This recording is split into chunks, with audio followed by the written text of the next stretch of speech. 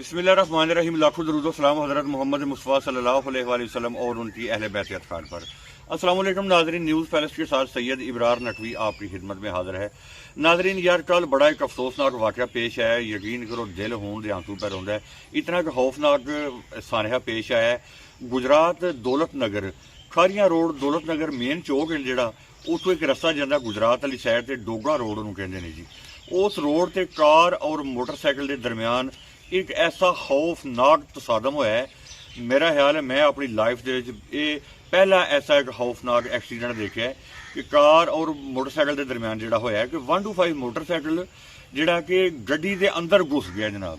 कि मोटरसाइकिल का अगला जोड़ा हिस्सा सी हैंडल वो बिल्कुल अलग हो गया, वो चेसी अलग हो गई है वह जनाब।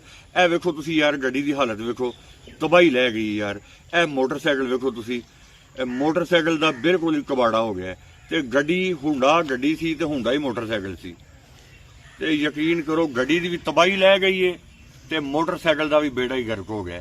तो यार खुदा का नाम जे आराम सकून नाल गड्डी वाले तुहाडे अगे गुजारिश है कि तुसी भी यार जरा ध्यान करया करो कि मोटरसाइकिल ने जवानों के अगे फिर हथ बनना वा।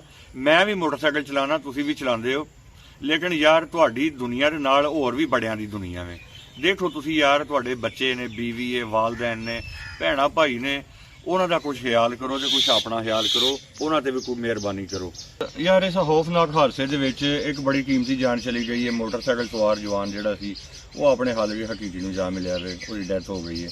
तो दूसरा जोड़ा जवान से शदीद जख्मी हो गया है। जोड़े कार के जवान सन वो भी शदीद जख्मी होए ने। तो यार देखो, अपना माली भी नुकसान तो जानी भी नुकसान, तो थोड़ी जिनी लापरवाही की वजह तो इतना बड़ा नुकसान कर लेना मेरे ख्याल है कोई दानिशवरी नहीं। यार थोड़ी जिनी एहतियात करया करो।